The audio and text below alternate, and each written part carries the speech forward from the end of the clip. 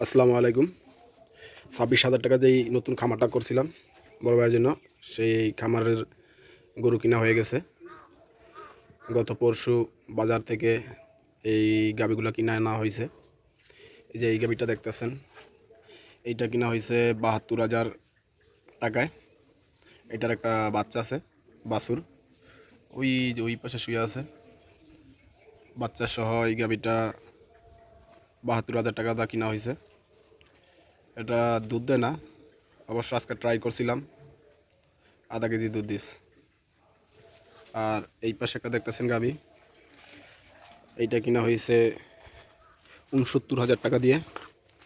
এইটার একটা বাচ্চা আছে, এই যে এই বাচ্চাটা বাছুর, বাচ্চা সহ গাভী 69,000 টাকা দিয়ে এটা কিনা হয়েছে। এইটারও তেমন বেশি দুধ হয় না। আপনার এটা আজকে এইটা দুটোটারই একসাথে ট্রাই করছিলাম, তা এটা একটু বেশি হয়েছে, আধা কেজির চাইতে একটু বেশি হয়েছে। আর আপনার ওই যে লালটা, এটা একবারে পারফেক্ট আধা কেজি হয়েছে। তো আপাতত কোনো গাছ দিতেছি না, ধানের খড় খাইতেছে আর ফিড আর পানি এগুলাই দিতেছি। একবারে নতুন জায়গা, নতুন স্থানে গাভীগুলা মোটামুটি খারাপ হয় নাই। এখন একটু গরুর দাম কম আছে।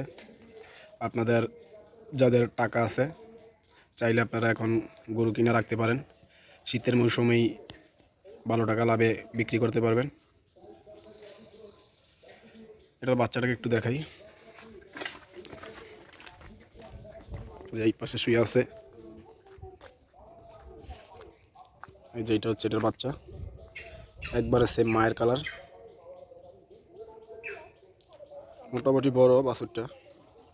এই আপনার 2-1 মাস পালার পর দেখা গেছে কি এগুলাই বিক্রি করা যাইব 40,000 টাকা করে বা 50,000 টাকা। গরুগুলো কিনা অনেক ভালো হয়েছে আমি মনে করি, কারণ 2-3 মাস পর ভালো খাবার টাবার দিলে বাছুর দুইটাই বিক্রি করা যাইব আপনার। এইটাও মোটামুটি বড় কম না, ভালো বড় আছে। 50 বিক্রি করা যাবে 2-3 মাস ভালো খাবার টাবার দিলে, ফিট টিট খাওয়াইলে। ওই যে ওইটা আছে, ওইটাও এইটার চাইতে আপনার ওইটা বড় আরও বেশি।